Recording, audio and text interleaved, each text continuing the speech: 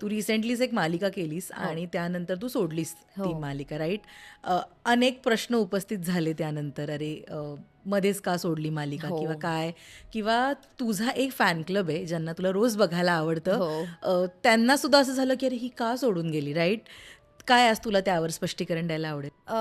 हेच की कधीतरी हेल्थ आपलं म्हणजे आपलं शारीरिक स्वास्थ्य ह्याला आपण गृहीत नाही धरू शकत सतत.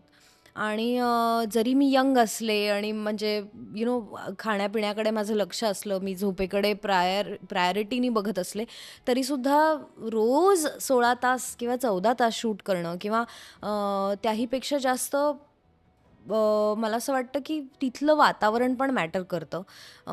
थोडंसं मला असं खूप वाटायला लागलं होतं एकीकडे की I am not made for this. हं, असं फायनली म्हणजे मला हे बऱ्याच मोठ्या कलाकारांनी सांगितलं हं. होतं की मालिका विश्व हे जरीही असं खूप छान चकचकीत आणि वेलकमिंग आणि पैसे देणारं आणि सगळं असं फ्रुटफुल असलं, तरीसुद्धा ते तुमच्यातनं काहीतरी घेतं सुद्धा. हं. आणि ही भूमिका करत असताना तसा काही म्हणजे त्या बाबतीत काही अनुभव नाही आला. पण मला किंवा वाईट काही नाही झालं. पण मला असं वाटलं, की मी खूप दिलं आहे.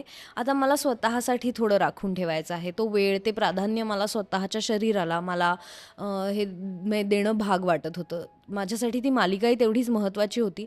पण कुठेतरी चॅनल, प्रोडक्शन, मी एक कलाकार म्हणून असे आम्ही एका प्रॉब्लेममध्ये आलो, की जिथे त्याला काही त्यांच्याकडनं काही मध्य काढता येत नव्हतं आणि मीही काही मदत करू शकत नव्हते. आणि वाटत होतं, की ते तसं नाही होणार, एक मध्य निघेल. पण दुर्दैवाने तसं नाही घडलं. पण माझं तेच म्हणणं आहे प्रेक्षकांना, की शेवटी आज जेवढं काही मी ते काम करू शकले, ते मी मनापासून केलं आणि म्हणजे पूर्ण माझे 200, 100, 150 जेवढे टक्के देता येतील तेवढे दिले. ते मी एन्जॉय केलं आणि त्याबद्दल मला जे प्रेम मिळालं, त्याबद्दल खरंच मी ऋणी आहे. कारण माझा कायम प्रयत्न असतो, की माझ्या कुठलीही भूमिका आधीच्या भूमिकेसारखी नसावी किंवा ईशासारखीही नसावी.